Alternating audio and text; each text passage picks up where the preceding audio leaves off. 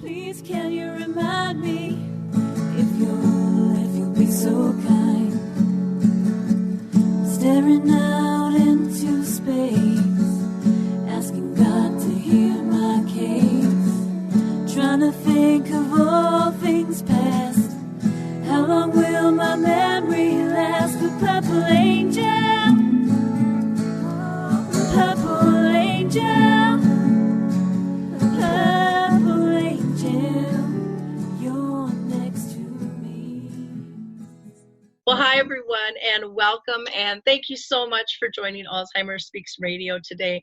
I am the host of Alzheimer Speaks, Lori LeBay, and Alzheimer Speaks really got started because my own mother had dementia for 30 years. She started having symptoms in her mid-50s, my age, and lived till 86.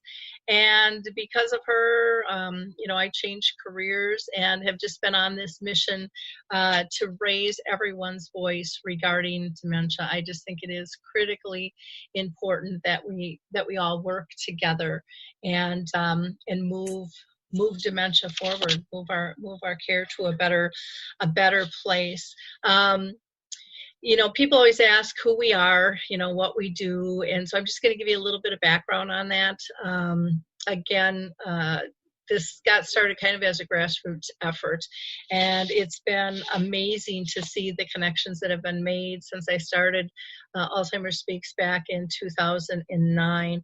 Bottom line, we're just an advocacy-based company providing multiple platforms to shift our dementia care culture from crisis to comfort around the world. And we truly believe that by joining forces and having these everyday conversations with dementia, that's really the only way we are going to be a force to reckon with, is to have these authentic conversations and allow everyone's voice to be heard, from those living and diagnosed with the disease, for those caring for them, as well as professionals and advocates, researchers, the whole 9 yards there.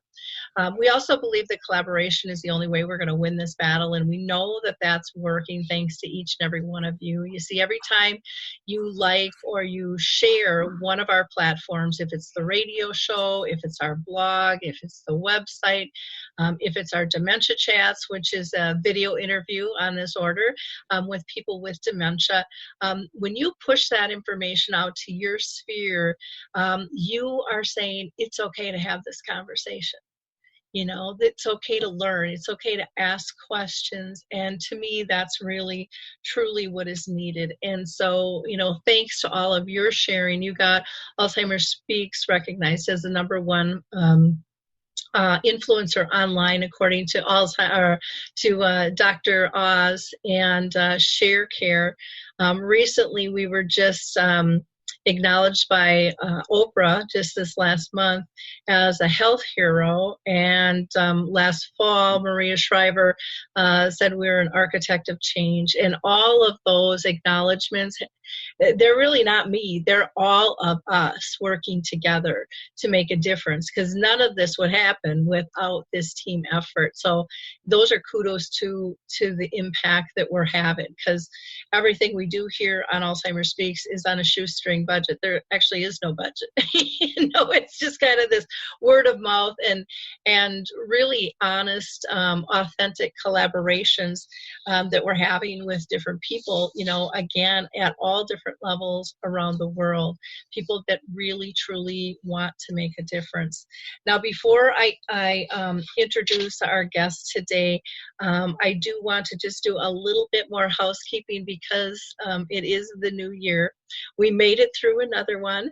I just want to acknowledge what a wonderful year that it's been. And I hope that all of you have kind of a smile on your face for the passing of one more year. And I hope your minds and hearts are filled with lessons learned from 2017 that'll help you move forward in 2018 in the years to come. And we just all here hope that you are filled with blessings way beyond your imagination. in the years to come here.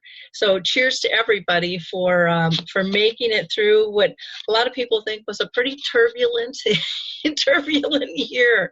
I also want to thank every single one of our listeners and our followers, people who have shared content, people who have been a co-host with me, a guest, people who have sponsored me to go around speaking. I just so appreciate working with everyone. Again, we are thrilled to be acknowledged by Oprah for being one of 14 people as a health hero. I am extraordinarily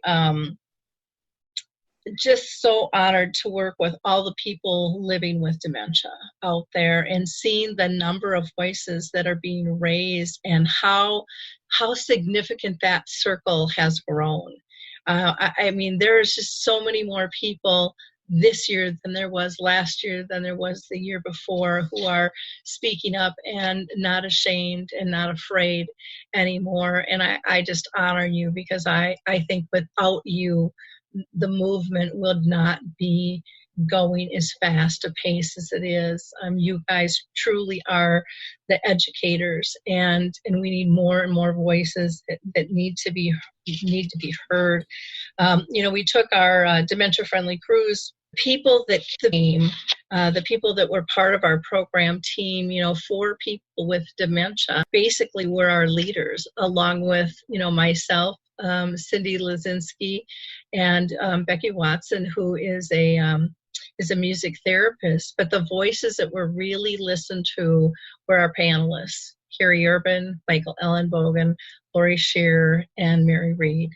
And the voices that came together, the families, the closeness, and the community that was built during those 7 days was extraordinary. And so I'm looking forward to being able to do some more dementia-friendly travel in the future, but we'll be doing it under our own name, either Alzheimer Speaks or Dementia Travel with Lori LeBay. I also am really grateful that we were able to be part of Maria Shriver's Move for the Minds event in Irvine, California, for the women's Alzheimer's movement. That was just such an honor to be able to meet her and be one of her panelists there. The extraordinary team here that we have, not only on Alzheimer Speaks Radio, with, again, too many people are guest co-hosts with me, and the number of guests that we have, there's just too many to mention. But we also do, again, dementia chats, and the power of their voices. If you haven't heard them, you need to listen to them, because it's pretty fabulous. And I'm just going to name off this last year who's been on the program: Harry Urban, Michael Ellenbogen, Lori Shearer, Mary Reed, Brian LeBlanc, Craig Hankey, Bob Savage, Truthful Loving Kindness, Susan Session, Mary Ranofsky, Paul-Ann Gordon, who's with us today, and Scott Dreves, who's with us today as well. And I also have to thank Ayla Caspi, who is my co-facilitator on those. Those interviews are used around the world, and people are really, really listening, so that's very cool. I also need to thank all the contributors and writers for Alzheimer Speaks blog. We have to give a special shout out to Carol Larkin, who has done a lot of articles that really gets people thinking, and to all of you that have written stories and shared your poetry with us. It's amazing the number of people you touch around the world. So keep that stuff coming. I'm also really thankful for our grassroots dementia-friendly movement in Roseville, Minnesota, called the Alzheimer's and Dementia Community Action Team. And this year, we have just such a great team. We work with the city, the library system, the school district, and the senior center. And this year we kicked out monthly educational programs, which are free to the community and surrounding areas. The library system put together memory minder kits, which can be signed out by people with dementia and their care partners. We kicked off a dementia caregiver reentry program, and we also created a travel kit, which covers local to international travel for people, some tips and various things. I've also been blessed to work with the Care to Plan group, which is developing a dementia-friendly or dementia resource directory, which is in beta testing right now, which you can find on the Alzheimer Speaks website if you go to our resource directory tab. Calendar cards, I have to thank them because they are a memory system program, but they've devised a directory for memory cafes in the U.S. It's very easy to use. It's no cost to people who have a memory cafe, and Dave will just input that for you free. And again, that can be found at memorycafedirectory.com. The Call Alert Center, which can be used for care partners if you're worried that somebody might wander, but they have systems for pets, for children, for students, for travelers, and through Alzheimer Speaks, you can get a 20% discount on that program, and it's only, it's minor dollars a year. I want to say it's under $15 a year, plus a discount on top of that, and it really works cool. They just put together a new little video that you might want to check out. You can see that on our site. And then for those of you that aren't familiar with the Alzheimer's Research and Prevention Foundation, they're just doing some really great work. They take a holistic approach. So they're about meditation and exercise and diet. And they do a lot of great educational forums and have some wonderful products that you might want to check out. We've also been very blessed to have a lot of media coverage this year, from the O magazine to Next Avenue, the Good Age magazine, the LA Times, the American Senior magazine. We were honored to be interviewed 5 different times by Margaret Manning from Switzerland with 60andMe for kind of a dementia series too. She's just a wonderful woman doing some cool things. We were able to be part of the Media Planet special edition on Alzheimer's, which was a great honor as well. We made the Healthline Best Blog again this year, not best blog, but one of the best blogs. I think the Reading Room, Alzheimer's Reading Room, might have gotten number 1, but I'm not positive on that. And then the Alzheimer's and Dementia Weekly, we were in several radio shows and podcasts, also featured our work. And again, when I say our work, I literally mean all of our work, because again, I truly believe it is not one of us that is doing this alone. So I am going to get off my soapbox now, but I just really want you to know how filled with gratitude I am to be working and being touched by so many people around the world. It's really quite fascinating. So today I have a co-host all the way from the Netherlands. And Geert, I'm going to go ahead and let you introduce yourself to our audience. Okay, thank you, Laurie. Just the names Scott and Paula? Scott and Pauline. Pauline? Yep. Okay, Pauline. Okay. Hello, Scott and Pauline. How are you? Before I introduce myself. I am great. I'm great. I'm doing well. You're doing well. It's still Christmas in your home, I see. Yes. We didn't take the tree down quite yet. Okay. Thank you to be with you, because I excuse my English is not so good. I'm from the Netherlands, and I'm not an expert in Alzheimer. I think the only experts are you. You are the experts.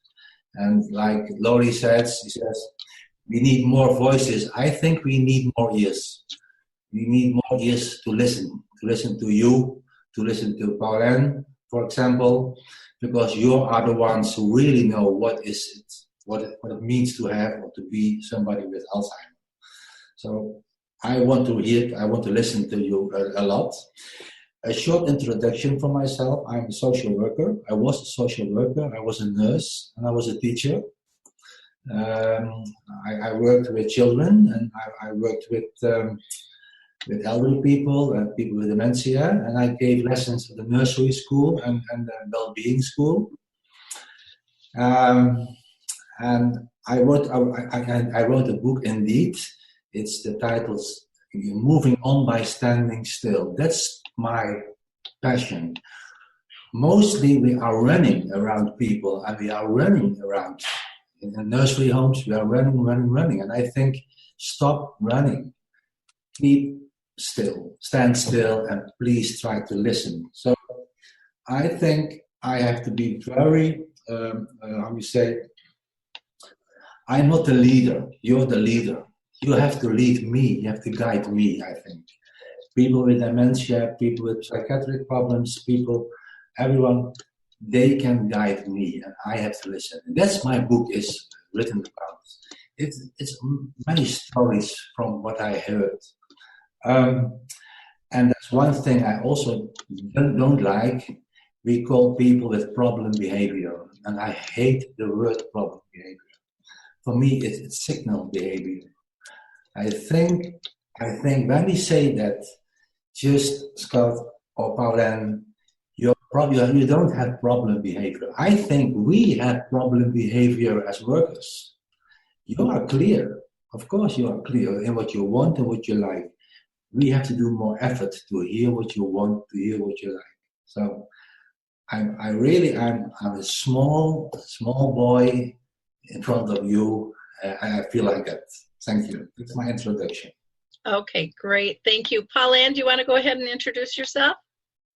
Sure. My name is Pauline Gordon. I was diagnosed with vascular dementia 5 years ago, and that was I was age 57 at the time, so I was a youngster. What some people don't know, a lot of people don't know, is that my father died from Alzheimer's about 10 years ago.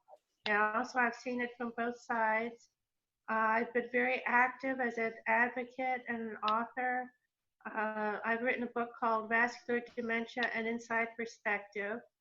And I have been involved with the Dementia Mentors program as a mentor with newly diagnosed individuals who need some additional one-on-one support. And I'm also on the advisory council and the board of directors for Dementia Action Alliance, which is also a wonderful organization. So I just try to take any opportunity that I can to further the education and knowledge about people living with dementia and how they can best maneuver their way. Wonderful. Thank you. Scott, do you want to go ahead and introduce yourself? Yes, my name is Scott Dreves. I was diagnosed at 45 with front temporal lobe dementia. My grandfather, my father's side, and my uncle both had dementia, and they both passed fairly early in life. That's my history. I'm 52 now. Well, I'll be 52 this month. First of all, I'd like to say thank you, Lori, for giving us a platform, and a place to teach and learn. If it wasn't for you and people like you, I don't know where we would be. You've inspired me, and I appreciate that. Well, thank you. Well, you inspire many. You've only been on a couple of our dementia chats so far, and like everyone else, kudos comes out automatically, from response when people watch and listen to the just powerful comments and insights, and so much of it, I think, is just breaking that barrier down of a person with dementia can't have a conversation, can't have input. And I think people are shocked because if, they're looking at the screen right now, they would not know who has the disease, they just wouldn't know, couldn't tell. And that throws people for a loop because that's not what society has taught them. And so I think, like Gert is saying, that has to change. people have to learn that, we are all dealing with different things that don't always show, but that doesn't mean they're not real, and that we have to be respectful and know that everybody can still participate in life. And that is when you come to realize that, it's just such a huge gift once you stop judging, when you stop feeling that need to judge. I think with, the journey with my mom, I think I was probably a lot more judging before. Not that I don't do it now. I'm not Little Miss Perfect all the time, but I think I'm a heck of a lot better. And I don't hold the torch to things being perfect. If it's a person or if it's just situations in my life, I don't believe in perfection anymore. I think it's a myth, and I think it's a real slippery slope that traps us into something that's not real, that can't be met, that makes us, want to beat one another, be in competition instead of being in gratitude with one another, or learning to appreciate other people's success. I've never understood how people can't be proud of something someone else is doing. I've never understood that. But there's a lot of people that get angry when someone else gets a pat on the back or did something that they couldn't do, when we're all different. We've always been different. And none of us are going to have the same skill sets. None of us have the same backgrounds. And yet we're taught we're all supposed to be the same. And we're supposed to be at this level. And then we're supposed to be going for this level. And dementia just has really taught me to look at life very, very differently. I'm going to throw this first to Paul-Ann and Scott, and then I'll go back to you, Garrett.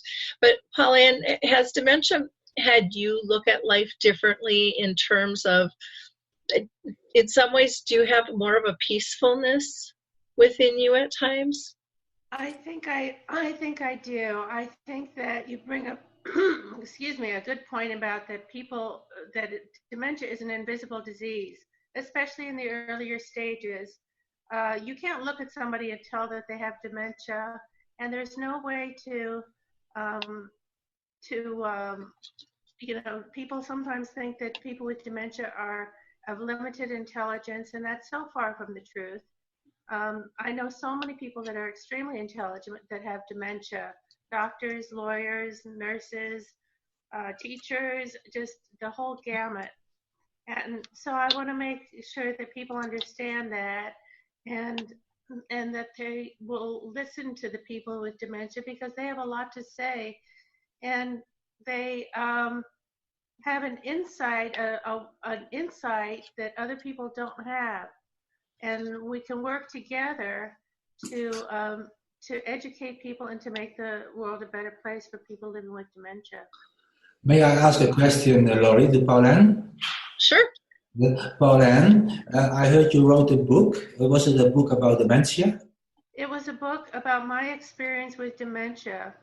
It was called Vascular Dementia: An Inside Perspective. And it was not a technical book. It was just about some of the experiences I have had as a person living with dementia. And I have shared that with quite a few people, and they've enjoyed that. Beautiful. And how long ago you wrote that book? I don't remember now. I guess it's been about 3 years. About 3 years ago. I'm very. Suppose you should write a new book now. Would it be a different book from 3 years ago? It would be a different book. It would be talking more about the strategies I've taken to compensate for my dementia, and the different ways that might be helpful to other people living with dementia. Instead of just talking about my experience, I would talk about compensatory measures and strategies for living well with dementia. Okay. I will try to read it. I'm very curious about that book, yes. Yeah, well, and a lot of doctors are utilizing that now with their patients for vascular dementia, which is wonderful, because we all know there's not enough information that's given out at that time. Scott, how about you? Since you've been diagnosed with dementia, do you think you look at life differently? Well, yeah, definitely.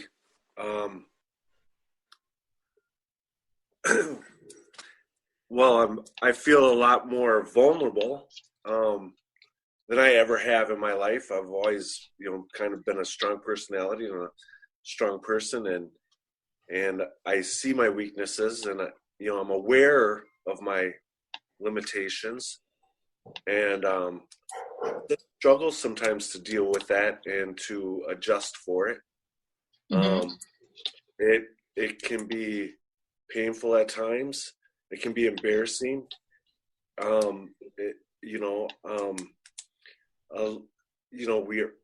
We are aware, more aware than people give us credit for sometimes.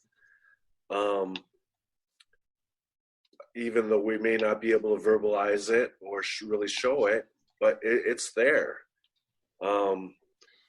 Being as young as I am, I also, there's so many people that are, well, no, you can't have it, or you don't have it, you're misdiagnosed, or, and until they see me in those vulnerable situations where I can't control my emotions, or I can't communicate or really even deal with the situations, then that shows a little bit. But and so that's kind of a curse and a blessing at the same time. One is that I can fairly function pretty well in the community without any issues or anybody noticing, but then the expectations of that people have on me, because I am fairly, I function fairly well, can be too much. Mm-hmm. I'm not always going to be on time. Excuse me. I'm not always going to be able to do what I wanted to do or said I was going to do. It's hard to keep up with, day-to-day life sometimes. Living in Wisconsin, the cold weather, this winter has been terrible on me. I don't enjoy it like I did, some years ago. Scott, The garbage man just came to pick up garbage. Okay. Sorry. Okay. I'm going to put you.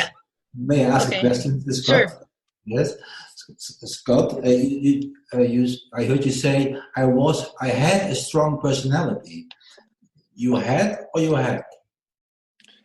Well, I think I still kind of have a stronger personality. I mean, some things don't change, but I am more. I think it's helped me to settle a little bit and not set these high expectations for other people or myself. I mean, that's just me personally. I feel like I'm apologizing a lot more than I ever did in my entire life. Yes, I hear that. I hear that, and I heard you tell me your parents also had dementia, no? My uncle on my dad's side and my grandfather on my dad's side, and my dad is, I think, 81, and he has dementia, though he hasn't been diagnosed with it, but you can tell. Okay. But he just started to show recently. Okay. And then what can we learn from you, Scott? What is the most important thing? Oh boy, that's a question that I haven't thought about. I don't know. I think if I can do anything, it would be like Lori. Lori is a wonderful advocate, and she's her platform is getting out to a lot of people and educating a lot of people. And I was blessed to be called to go to her cruise and I learned a lot there, and that encouraged me to do more, to be involved more, and to, while I still can, help, educate, and I've got some pet projects that I'm working on to try to help people live with the disease a little bit easier and able to stay in their homes. So you can help the nurses and you can help the care workers. You are a care worker plus, no? You are Well, a care worker I don't plus. know that I'm a caregiver. Yes. I'm blessed to have a lovely woman that takes very well care of me and Yes. helps me stay focused. But you also help many people now, no? Say that. I'm trying to. Sorry. Oh, I was going to have you repeat that because I wasn't sure everyone understood you. Yeah, so I think like Scott and Paula, they are the best helpers we have.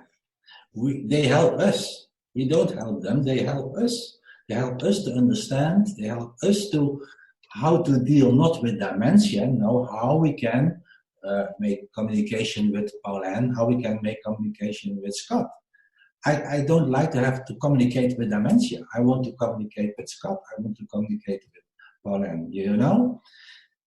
Communication with dementia is nothing. But I think with Scott or with Pauline, it's very nice to communicate with. Thank you. I think people living with dementia are in a unique position to educate others.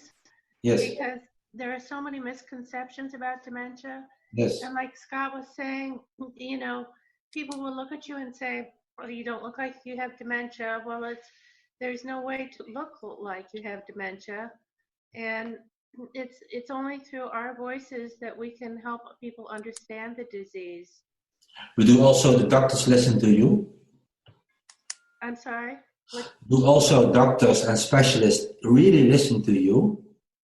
They don't listen as much as they should, unfortunately. Yes. They tend to be dictatorial, and I was really frustrated. I recently moved from Ohio to Arizona, and I have a new neurologist. So my first meeting with him, the first thing he did was he said, is her husband with her? And I said, yes. And they said, bring him in. Wait. And they proceeded to ask him all the questions about my functioning. And I'm sitting there trying my best to keep my mouth shut because it was very difficult.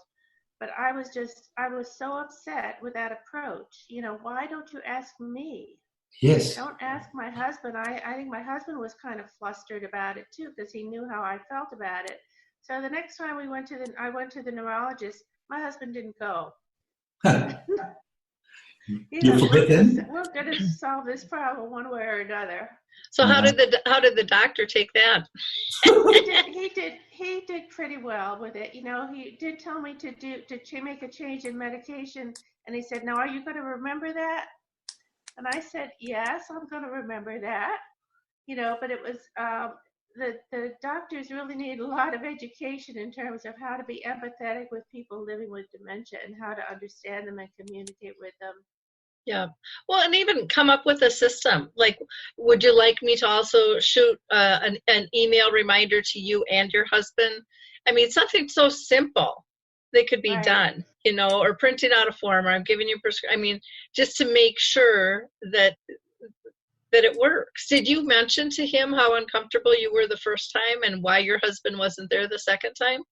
I didn't. He is, he's like got degrees all over the place in everything, gerontology, psychiatry, neurology, all these things. And he's very busy and very abrupt. So, he's like a very busy person, and I'm too busy to spend much time with you. But here's the few minutes I will spend with you, and we'll go on our way.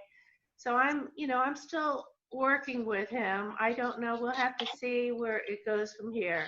Mm-hmm. It's sad that we allow people to hide behind those titles. because there's, the compassion, the empathy, just the being personal. I mean, we all have busy lives. If we have titles or not, we all have way too much crap on our plate. No matter who we are, there's just this world moves way too fast. And, to me, the critical piece is that piece of respect and understanding and being actually heard, not just listened to in a quick fashion. I mean, anybody can listen, but to be heard is a whole nother piece, And you wonder sometimes, what if this man develops dementia down the road? What is he going to think about all of this and how he treated his patients and all of that? I'd be interested, Scott, in hearing what your experience has been with doctors. Do you have a good doctor that you feel comfortable with? Yeah. Are you asking me, Pauline? Scott? I am. The original doctor that diagnosed me specialized with dementia, and then she moved on to another state. She was very thorough and very compassionate and an amazing woman. I don't know that I should say her name, but the new doctor that I have doesn't specialize in dementia. She does mostly MS, and so that's the problem. I live in Northeast Wisconsin, and there's really nobody around within a couple, 500 miles, or more, that specializes just with dementia. So I'm kind of at a standstill when it comes to that. That's been a frustration for me for a while, that, I don't feel I'm really getting the care that I could have. But what you said about being disregarded, and that happens a lot. I mean, that happens in nursing homes. That happens with the doctors, like the experience that you had. We have a voice. We can answer for ourselves. Yeah, but when you have no ears around, the voice has no use. Right.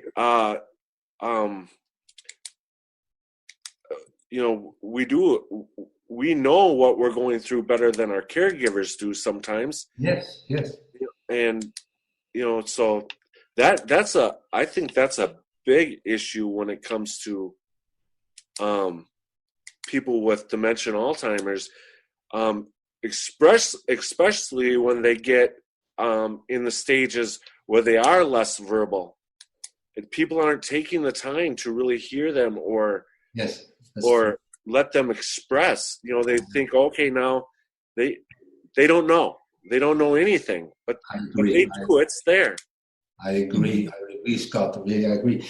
Do you also, Paula and Scott, you feel betrayed like a child sometimes? Do I feel betrayed by what? Like a child. You feel betrayed like a child by the doctors. Oh yes, treated like a child. Yes. Treated, yes, that is the word. Yes, exactly. I do. And to Scott's point, this particular doctor is a memory care specialist. This is his field and his priority. So that makes it even worse. Now, the doctor I had before that was he was like what Scott is saying. He was a neurologist, but he tended to want to focus on things that are curable. And I think they want to accomplish. And they don't want to just reach out to people as on a personal level. That's what's really missing is that personal connection. Personal connection, yes. So yeah. It's horrible. It's horrible that also always the people, the specialists, always try to treat you like a child. I hear that many times, but you are an adult. You have a full life. And I know you now for about 30 minutes, and I really admire you both. The way you tell, the way you be there. And I think you are strong personalities. And a doctor he has to listen to you with his heart, not only with his brains. With his heart, because you have so much to tell. So it's horrible. And in the Netherlands, it's quite the same. Quite the same. That's why I wrote this book. Please listen. Please stop running. Please stop being the specialist, because every one of us wants to be treated like a human being. Well, the other thing that I think when we're communicating with the doctors is we have to communicate with the whole team. Because a lot of times it's easier to get to the nurse, or their assistant and say, hey, I know he doesn't have time for me, but hopefully you will. And this is what's really going on, and how my family is, how we're working this. And we need you to respect that, and how best can we work with you. But that's what we did with my mom's doctor. And he was wonderful, but his nurse was, just absolutely superb, because she told us how to work the system. And she's like, you get me the notes, that you want covered, and we'll have them addressed. And so as a family, we could ask questions sometimes that if I would bring them up in a meeting with my mom as she progressed, she'd get angry, at us. And then we'd have to go home for a fight for, it was amazing what she could hold on to for a while, when she was mad. And so he would bring things up just in general terms so we could all move forward and it was better for us. Or it was important, for us to make sure that the doctor always included mom in on the conversation, that she wasn't just sitting there in the chair and never even being looked at. Because some doctors do that too, and it's just like how offensive that is, and how uncomfortable that is for the care partner as well as the person with dementia. To always be inclusive and point that question there first, and then we can go from there. I wanted to, because we were talking about respect, and I think how people, sometimes professionals, and I think families, can look at this disease. And when I was kind of reviewing the past year, I pulled out a poem that was written and submitted by Elena LeClaire, and it's called A Rose in the Snow. And I think it shows the standards and the setups of what people tell us we're supposed to expect from this disease, and how brilliant a small child is, that we need to listen to them too. So it's called A Rose in the Snow. His dazed, tired eyes were far away in the deep blue oceans, where once he played. But the little girl beside him prays that one day he'll remember her name. It seemed more certain for a rose to bloom in ice-cold winter snow than for her grandfather to recall the name of a little girl who waits in faith. We are all casting her hope away, trying to tell her to cope, to ease the pain of the little girl who longs for a rose in the snow. Then one night, grandfather sat next to the window that displayed a crescent moon. I'm going to get emotional. He turned away his face from it to look across the room. He smiled at her. She ran to him. He gently caressed her face. Then he leaned over, and in her ear, he slowly whispered her name. Her smile was such that its radiance could now outshine the moon, and somewhere on earth, a snow-filled mountain, a rose emerged in bloom. And I just think that that's so beautiful, because this little girl was told to give up hope. And I think as a society, we teach that, and it's so wrong. There are connections so deep and so beautiful that will never, ever go away. But we can't find them if we don't look for them. Thank you, Laurie. Here I go. Who authored that, Laurie? It was a gal by the name of Elena LeClaire, and it's just one of the beautiful poems that people submit. The stories they tell of their love, their discomfort, their whatever it is they're going through. Dementia isn't one emotion. It's a roller coaster like the rest of life. Yet everybody thinks it's, everything's supposed to become stagnant and it's supposed to be controllable. Well, life wasn't controllable before dementia. So we have to stop thinking that we're going to control it now. I was just going to add that I think we sometimes, even people who are in the more advanced stages, as my father was with Alzheimer's, they discard them and say they can't understand and they can't communicate, but they may not be able to communicate as well as they should or were able to in the past. They still have a heart and they still have feelings and they still do have understanding and can be reached at different levels.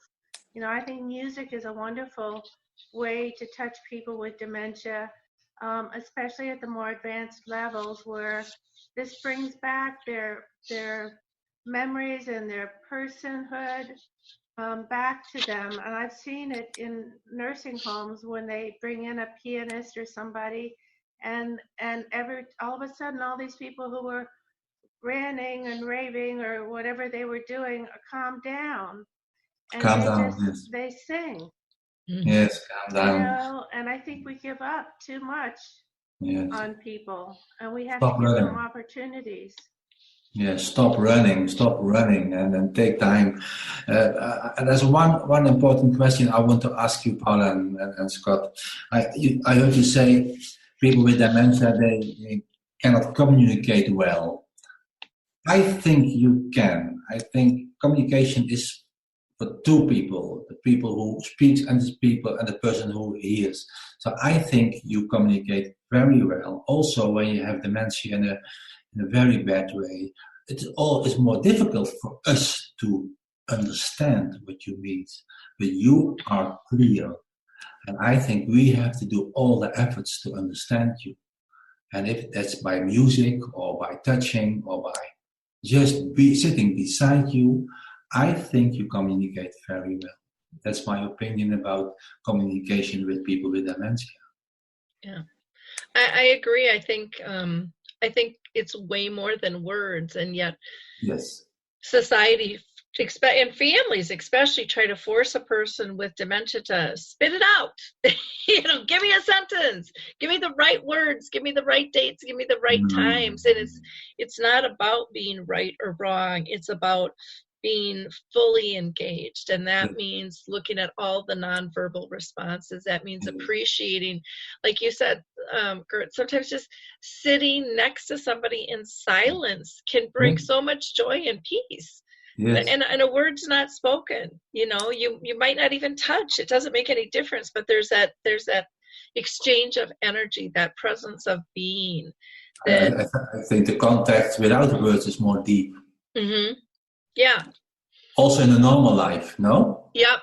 Yeah. Well, yeah, because things can, a lot of times people will say one thing, but we're reading a whole nother thing with their nonverbals, and it can get confusing. Scott? Yeah, Lori, you just hit on something that I was going to bring up also, is that I know myself, I do isolate. I don't like to put myself out there as much as I used to. I used to be fairly outgoing. I isolate a little bit more. And what happens is, because it's uncomfortable, family members and friends. I mean, I've lost just about every friend I had before I was diagnosed. I rarely speak to any of them because I don't think they know how to communicate with me or look at me the same way, or I don't know what it is, but I hear that a lot, that a lot of people lose their friends. Yes.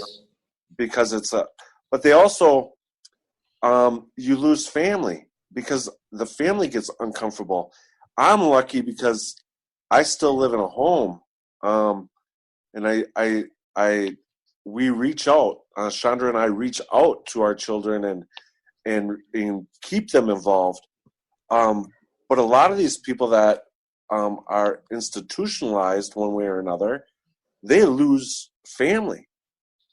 People, it's uncomfortable to go into a hospital or go into a home, a nursing home or whatnot, and so they avoid it.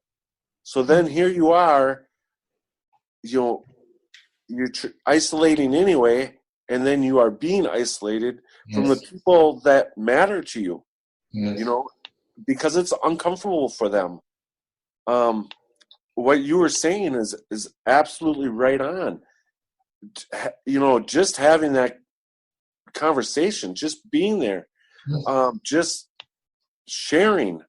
If you're sitting there watching television with them, or reading them a book or whatnot, the options are endless. But that's my biggest fear, is that when I get to that point, that I'm going to be alone. That's my biggest fear, is that people are going to stop coming around and stop involving me in their life because it's uncomfortable. I can understand. Yes. But is it you have to go to a nursery home once? Is that the perspective? You think you have to go once to a nursery home? I'm not exactly sure what you mean by that. In the future, you think you can stay at home all your life, or there is a moment you have to go to a nursery home? I don't know. My grandfather and my uncle were both able to stay home. Okay. Those were different times, but I don't know. I don't know if Chandra's going to be able to keep up with my needs by herself. That's something I'm trying to do, get involved in locally to help those people, the caregivers, get a break away or get some assistance that is affordable, to be able to help out a little bit. Those are some of the things that I'm looking forward to this year, trying to do in my community. But I think it does come to a point that most of us, I would say the majority of us with dementia or Alzheimer's, end up in a home, because it is hard for our children to raise their kids, live their life, do their job, and still be able to take care of us the right way. So I'm not opposed to that ever happening. I would understand why it would happen, but when it does, it seems like then that's kind of it. People stop coming around, and there you are. You just left there to kind of finish off your days. I will pray for you. You never end in a nursery home. Well, thank you. You're such a beautiful person. When you told this, there was a song in my head. It was, "He ain't heavy, he's my brother." And I think the people in your neighborhood and also with Pauline, we have to think, he ain't heavy, he's my brother. So never end in a nursery home in the United States, because I heard it is horrible in the United States. In the Netherlands, it's much more better. So a lot of times what people do is something similar than what I've done is my husband and I have moved in with my daughter. We sold our house and we moved into my daughter's house, and she built a casita for us, added onto her home. And I know a lot of people who have gone with their sisters or their other relatives. And I think that can be a good alternative. But I think what's really a shame is when I see people in nursing homes and they are neglected, as far as their personal needs. So I think it's important that while we still can, we clarify what's important to us and what our needs are and what our expectations are when we're not able to speak for ourselves. What do we like? What do we not like? There are applications that do that. I know people who are making videos of themselves saying what it is they want. And I think that that's a really important thing to be able to do however you do it, whether you write it, video it, do it in software, whatever. Yes. I was just going to throw in the comment that I think another important thing is to let people know what you want in terms of services. So if it's in-home services, if it's memory care, if it's a nursing home, my mom was a rare one who asked to move to the nursing home, but she asked to move to the nursing home because my dad ended up being there. And the plan was for her to always stay with us. And after about 2 weeks, and we got along great, and always had, and she was very comfortable in my home. She woke up one morning totally clear and just said, I want to move to the nursing home. And out of my mouth came, but that's not the plan. We had the family meeting, we talked to the attorneys, we talked to the financial people. I mean, I thought we had done our homework. And I said, Mom, why would you want to move into the nursing home? Nobody wants to move into a nursing home. But she said, I've been with him 49 and a half years and I'm not leaving him now. And so my dad only lasted a couple of months, but during that couple of months, Mom got very acclimated. She ended up living there 14 years. And she loved living there. I mean, it was actually a very great environment.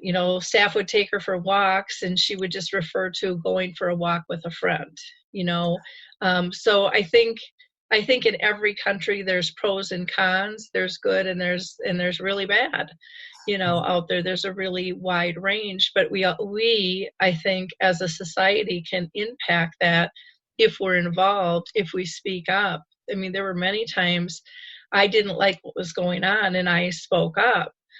And I'll give one little example. We had raised some money. We put in this big fountain, and it was this beautiful cement patio with this big pond and fountain and fire pit, and it was just gorgeous. And they were going to take all the people that lived in the nursing home permanently and move them to the back side because they were going to add transitional care, and all the transitional care was going to get this beautiful view. And I went in to the director and I said, that is so wrong. It's not even funny. The people that are going to have this view get to leave in, a week to three months. And you're putting everybody looking out the back alley, which is just a fence. I said, you should be ashamed of yourself. And he's like, well, we have social workers and family. And I'm like, you know what? You're not selling me with this pitch. They will still all see it. They still can all appreciate it. They're in transitional care. They can get out to it. But, to take that away, I just said it was horrible. So the administrator ended up calling his boss and said, there really isn't much we can do. This was kind of the plan. He says, but, Lori's looked at the back. We have 3 feet by the fence. What can we do? And she suggested putting up bird feeders and planting flowers, and they did. And it looked gorgeous. And you didn't even know the road was there anymore. And then you'd go by those rooms and people were there and they were watching the birds and they were watching the squirrels, or watching the flowers bloom.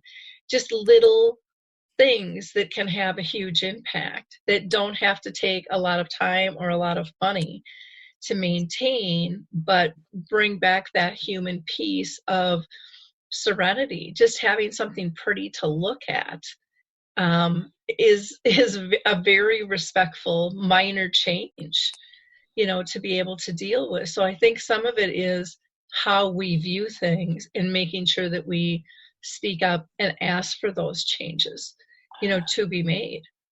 Yeah, but I think that it's okay when we have nursery home, but when we have nursery institute or nursery hospital, please let it be a nursery home. completely different from institutions. And in the Netherlands, you see nursery homes, 6 to 8 people in one house, they live together. And it's completely different. They cook together, they work together. They have dementia, but there are 6 to 8 people in one house. That feels like a home. But when you have 34 people in one corridor, it's horrible. Well, I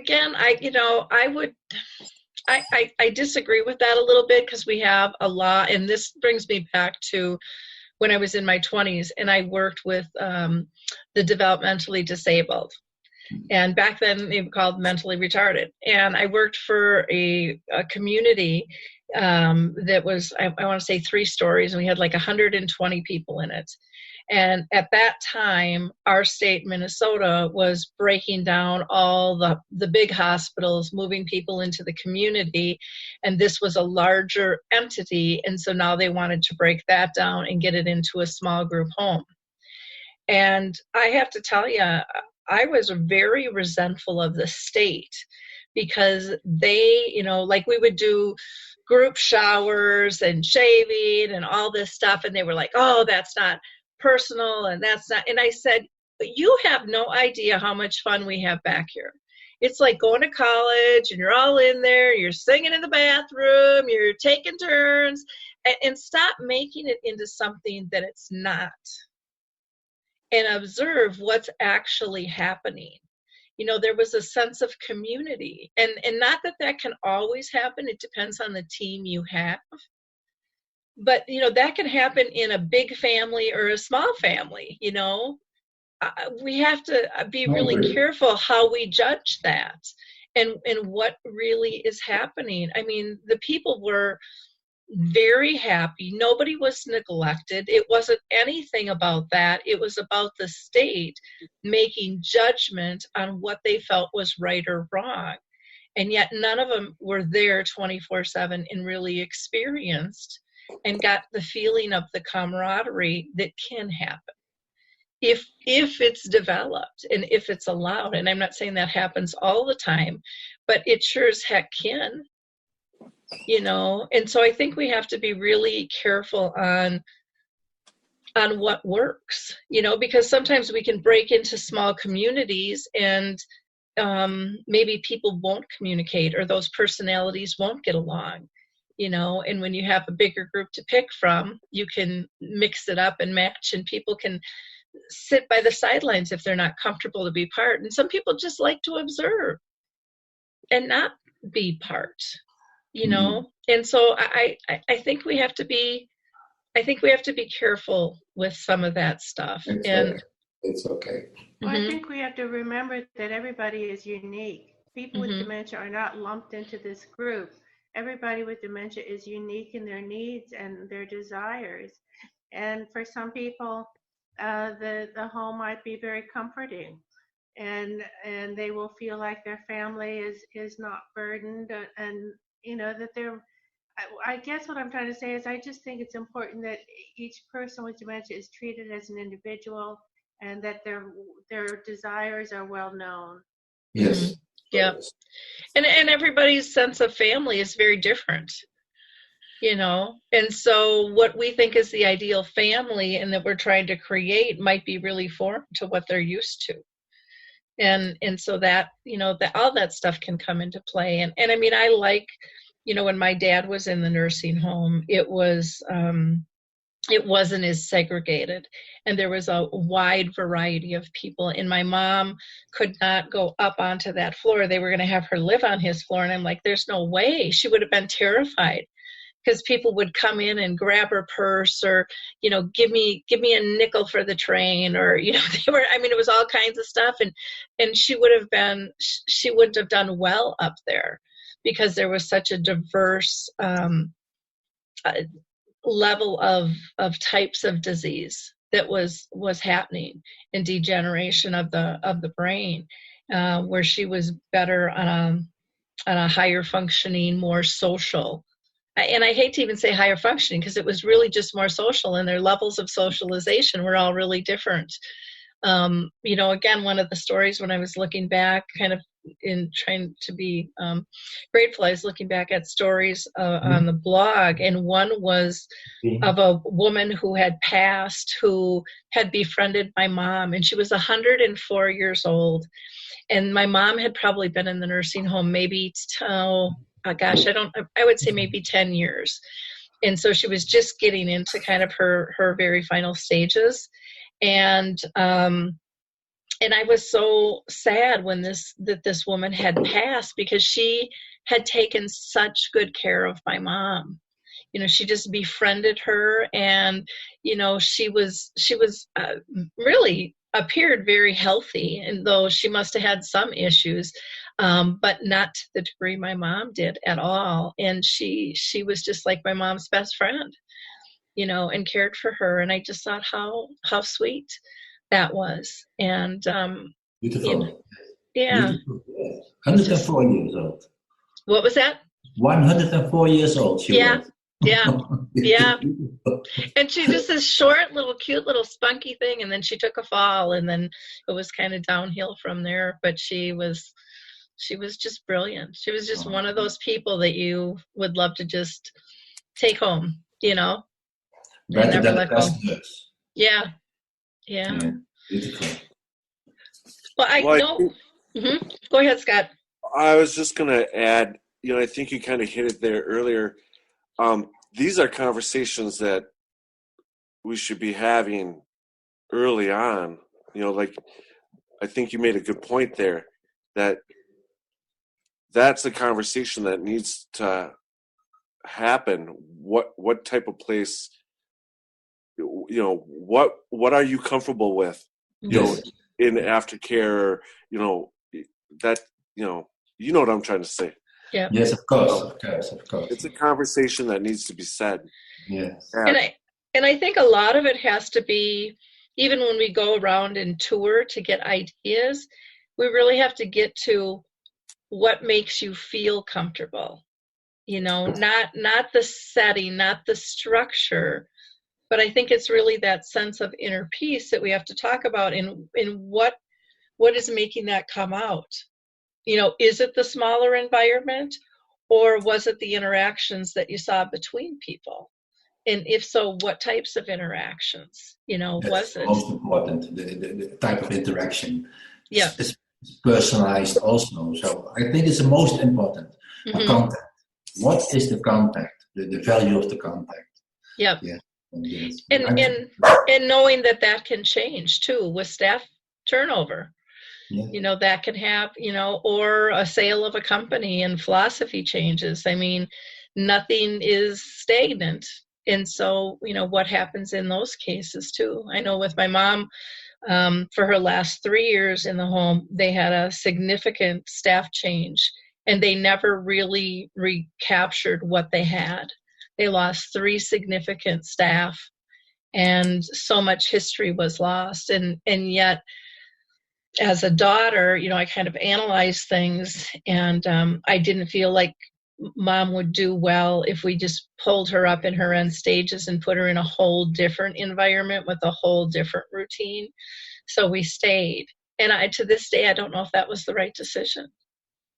You know, and was it more my discomfort, or was she really feeling it? I mean, those are things we have to sort out and talk about too, because one of the things somebody had just asked me to talk about when it comes to this movie, His Neighbor Phil, and I changed the verbiage a little bit in it, but it was about protection and perceptions, because a lot of times the care partner thinks that they're protecting you, and the perceptions from others is very different. Does it also has to do with feeling guilty? I think it can be feeling guilty. I think it can be sometimes embarrassment. Oh, we don't want the person to feel embarrassed, but maybe it's them. You know, and maybe nobody should feel embarrassed, and maybe that's what we have to teach people. Yes. You know, instead of hiding, or, you know, like Scott had mentioned about being isolated. You know, and I get all that, because sometimes it's just too much work. You know, maybe I can ask Paul and Scott. Is there a kind of guilt in you because people are helping you? What do you think, Pauline? I think again, it really needs to be a lot of two-way conversations while you're able to have those conversations about what you want. And a nursing home can be a wonderful place for people. Maybe it's just so individual, and I think it's important to have those conversations early. Mm-hmm. Yes, but with your family, with your children, with your husband, or you feel you are how I say that? Yeah, guilt. I don't think guilt is the right English word, but I don't know the right word. You feel you are too heavy for other people. What do you think, Scott? I think I don't know about guilt. I think there's some. It can be uncomfortable. Yeah. Sometimes you do feel like a little bit of a burden. What?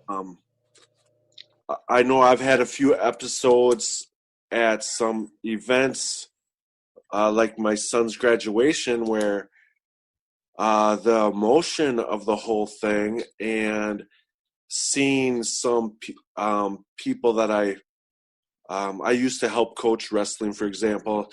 So all these kids are coming up to me, these other coaches, in the whole emotion, the whole thing. I kind of had a hard time keeping it together. I did until I got outside, and then I just bawled like a baby. I'll be honest about it. It was extremely emotional and hard for me to keep everything together, and I don't know that there's anything I could have or anybody else could have done. Mm-hmm. I don't know that I've felt guilty, but I have definitely felt uncomfortable. Uncomfortable, yes. I can understand. Uncomfortable, yes. Okay. Yeah. Well, and do you ever feel? I don't know if denied's probably not the right word either, but where someone's doing too much for you. Yes, like that. And you'd rather be more independent. Do you ever feel kind of squashed?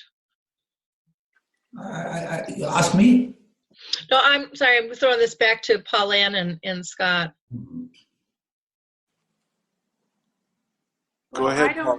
I don't feel guilty. I mean, I don't feel that way. I don't think I'm that demanding of what I need. And I think that I know that I'm loved, and that this person who is doing these things for me is doing it out of love. And so I don't feel bad about that. Okay, Good. Beautiful. Good. Scott, how about you? Do you ever feel squashed sometimes in terms of someone doing too much for you? No, I've been blessed that way. Chandra's very patient with me, and she promotes. She'll even speak up if somebody's trying to do too much for me. Mm-hmm. She promotes me being efficient as much as I can. I mean, Cool. She'll guide me, but I'm lucky that way. Okay. Good. Well, I think we'll go ahead and wrap up. Pauline, any last words from you? No, I think I've said my piece. Okay. How about you, Scott? No, I don't have. This was a wonderful discussion. Thank you. But I would like to ask Pauline and Geert? How do you pronounce your name? Geert. Yes. Could you guys send me a link of where I can purchase your books or find out more about the books that you wrote? I really appreciate that. I don't know, Laurie, how we do that. How I can get the address from Scott. Okay, if you put it in the chat box, both of you, we can get that to Scott. Well, otherwise, you can email me too. And Pauline, yours is on Amazon, isn't it? It is on Amazon, and it's under my name, Paula Ann Gordon. It's spelled Paulangordon. And if you just do a search under my name, you will find it. Okay. Okay, it's beautiful. Maybe Laurie, you can help me when you give me a mail from the address from the name from Paula and Scott. Sure, I can do that. And then is yours on Amazon too? Yes. Okay, wonderful. Okay, I will get that to everybody on that. So good. Geert, anything else that you want to say? I feel so honored and happy. I met Paula and Scott. I met you, of course, also. But really, I appreciate that. I will tell all my friends how beautiful this conversation was. I hope we can stay in contact a bit, Scott and Paula. If possible, I would like to correspond with you, to write with you, if you like also. I like that. I want to listen to you more. Okay. Well, you have a lot to offer. I would say the same about you. Okay, thank you, Scott. Thank you. And thank you, Lori, as always, for putting these things together. I think it helps everybody. Yep, I do too. I'll try to get this edited tonight and then uploaded onto the radio show so people can see it, and then onto YouTube as well. So we'll go from there. Okay? Okay. Thank you. Thanks, everyone, for listening. Yep. Bye-bye, friends. Bye-bye. Bye-bye. Hey everybody, Jared Sebesta here, host of Retire Repurposed. This podcast is dedicated to help people transition into fulfilling and purposeful retirements. Retirement is a big life change. In fact, the two most dangerous years of a person's life are the year they were born and the year they retire. Few people could just flip the switch from working a career 30 or 40 plus years, retiring on Friday, without methodical steps to living what we call a repurposed retirement. To listen now, search Retire Repurposed on your favorite podcast platform, Senior Resource, or Life Audio.